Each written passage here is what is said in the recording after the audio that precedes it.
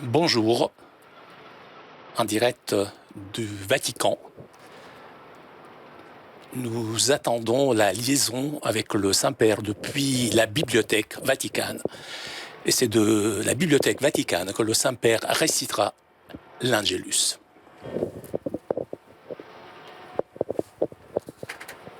Cari fratelli e sorelle, buongiorno. Chers frères et sœurs, bonjour. Al centro Au della cœur liturgia de la liturgie di questa quarta domenica de ce di Quaresima quatrième dimanche de Carême, c'è il tema della il y a luce. le thème de la lumière. Il Vangelo L'Évangile racconta l'episodio raconte dell'uomo l'épisode cieco dalla de nascita, l'aveugle al quale de Gesù naissance auquel dona la Jésus vista. donne la vue. Questo segno miracoloso Ce signe miraculeux conferma est la dell'affermazione di confirmation Gesù de l'affirmation de Jésus qui dit de lui-même luce del mondo. « Je suis la lumière du La monde luce che ». La rischiara le lumière nostre tenebre. qui éclaircit nos ténèbres, c'est Jésus. Egli opera l'illuminazione a Il due opère uno à fisico deux niveaux, e uno spirituale. physique et spirituel. L'aveugle, Prima riceve tout la d'abord, vista reçoit la vue dagli occhi des yeux. e poi è Ensuite, condotto alla il fede est amené del à la Figlio. foi, à croire au Fils de l'homme, c'est-à-dire Jésus. C'est tout son parcours.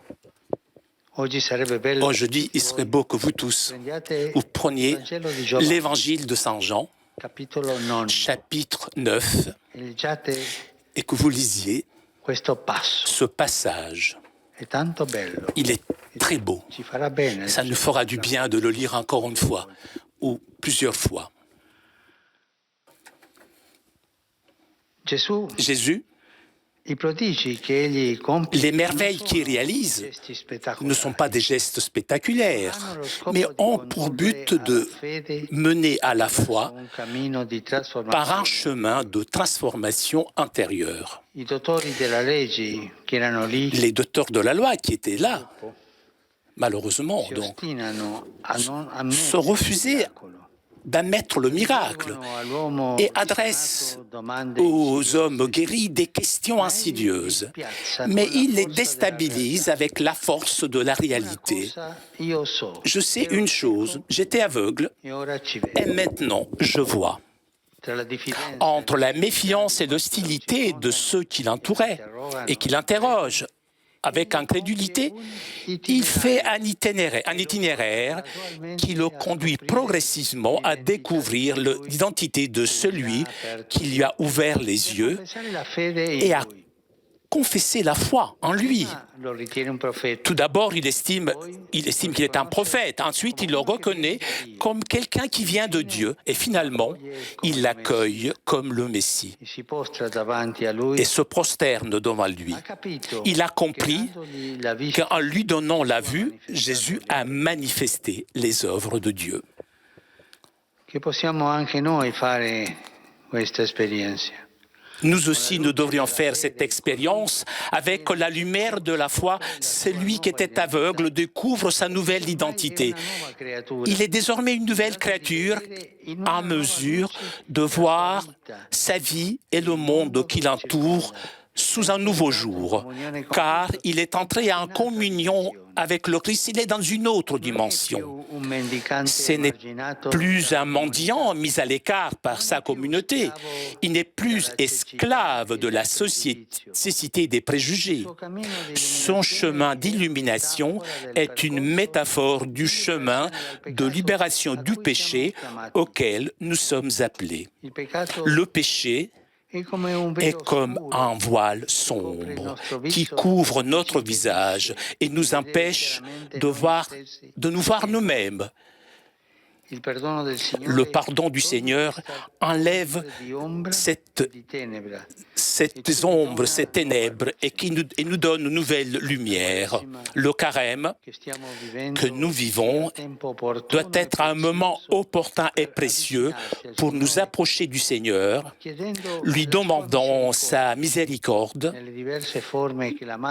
sous les différentes formes que nous offre la Mère Église. L'aveugle guéri qui voit maintenant aussi bien avec les yeux du corps qu'avec les yeux de son âme est l'image de chaque baptisé qui, plongé dans la grâce, a été arraché aux ténèbres et placé dans la lumière de la foi. Mais il ne suffit pas de recevoir la lumière, il faut devenir lumière. Chacun de nous est appelé à accueillir la lumière divine pour la manifester avec toute sa vie. Les premiers chrétiens, les théologiens, les premiers siècles disaient que la communauté des chrétiens, c'est-à-dire l'Église, est le mystère de la lune, puisque donner lumière, mais ce n'était pas sa lumière, c'était la lumière qui recevait du Christ. Nous aussi, nous devons être le mystère de la lune, donner la lumière reçue par le soleil qui est le Christ. Et cela nous rappelle Saint Paul, conduisez-vous comme des enfants de lumière. Or, la lumière a pour fruit tout ce qui est bonté, justice et vérité. La graine d'une nouvelle vie qui est placée en nous dans le baptême est comme une étincelle d'un feu qui nous purifie, nous d'abord, en brûlant le mal que nous avons dans nos cœurs et nous permet de briller et d'éclairer avec la lumière de Jésus.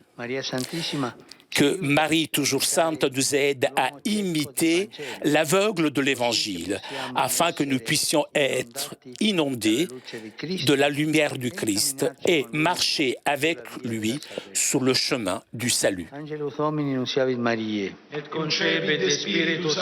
Ave Maria, gratia plena, Dominus tecum, benedicta tui mulieribus et benedictus fructus ventris tui, Iesus. Santa Maria, Mater Dei, ora pro nobis peccatoribus, nunc et in hora mortis nostre. Amen. Ecce ancilla Domini. Fiat mihi secundum verbum tuo. Ave Maria, gratia plena, Dominus tecum, benedicta tui mulieribus et benedictus fructus ventris tui, Iesus. Santa Maria, Mater Dei, ora pro nobis peccatoribus, nunc et in hora mortis nostre. Amen. Et verbum caro factum est. Et habitavit in nobis. Ave Maria, gratia plena, Dominus tecum, benedicta tui mulieribus et benedictus fructus ventris tui, Iesus. Sancta Maria, Mater Dei, ora pro nobis peccatoribus, nunc et in hora mortis nostre. Amen. Ora pro nobis, Santa Dei Genitrix. Ut digni efficiamur pensionibus Christi. Gratiam Tua, anque sumus Domine, mentibus nostris infunde, ut che angelo annunziante Christi Filii Tui, incarnazione coniovimus, per passione meius et crucem, a resurrezione gloriam perducamur.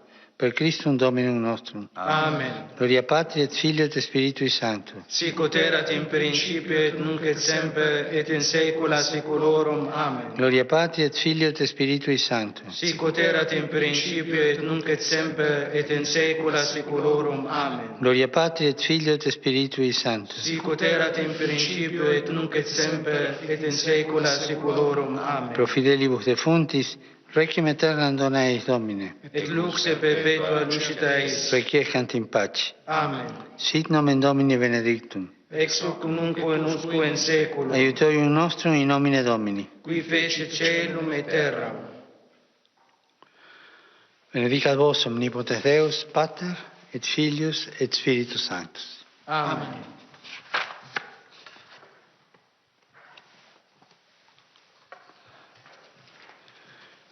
Cari fratelli e sorelle, Chers frères et sœurs, en ces jours d'épreuve, alors que l'humanité tremble à cause de la menace de la pandémie, je voudrais proposer à tous les chrétiens d'unir leur voix vers le ciel.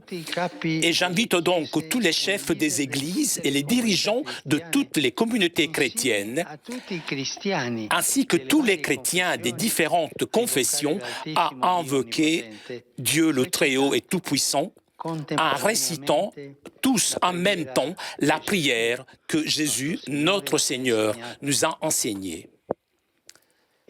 J'invite donc tous à le faire plusieurs fois dans la journée, mais tous ensemble, réciter le Notre Père mercredi prochain, 25 mars, à midi. Tous ensemble.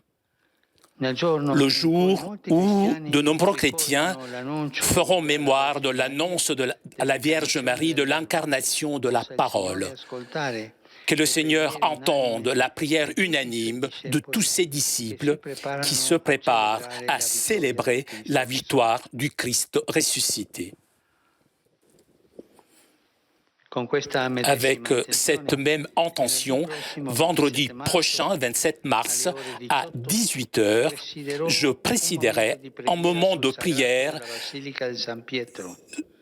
sur le parvis de la basilique Saint-Pierre avec la place vide. J'invite tout le monde à participer spirituellement à travers les médias. Nous écouterons la parole de Dieu, nous lèverons notre appel, nous adorerons le Saint-Sacrement avec lequel, à la fin, je donnerai la bénédiction Urbi et Orbi qui donnera la possibilité de recevoir l'indulgence plénière. À la pandémie du virus, nous voulons répondre par la prière, l'universalité de la prière, de la compassion, de la tendresse. Restons unis. Faisons sentir notre proximité aux personnes les plus seules, les plus éprouvées. Proximité aux médecins, les infirmières, les volontaires. Notre proximité aux autorités qui doivent prendre des mesures dures, mais pour notre bien, dans notre intérêt. Notre proximité aux policiers et aux soldats qui, sur les routes, essayent de garder l'ordre, de maintenir l'ordre.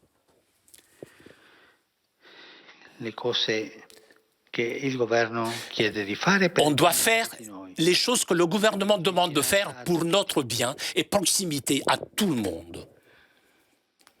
J'exprime aussi ma proximité au peuple croate touché ce matin par un tremblement de terre. Que le Seigneur leur donne la force et la solidarité pour faire face à cette calamité. Et n'oubliez pas, aujourd'hui, prenez l'Évangile et lisez calmement, lentement, le chapitre 9 de Saint Jean. Je le ferai moi aussi, ça nous fera du bien à nous tous. Et à vous tous, je vous souhaite un bon dimanche. Et s'il vous plaît, n'oubliez pas de prier pour moi. Bon déjeuner et au revoir. Eh bien, chers amis, c'est la fin de l'Angélus. Rappelons que pendant cette crise, nous retrouverons chaque matin à 7 heures en direct de la messe célébrée par le pape à Maison Sainte-Marthe. Et bien sûr, le mercredi et le dimanche, l'audience et l'Angélus que vous pouvez vivre avec Vatican Média. Bonne journée à vous tous.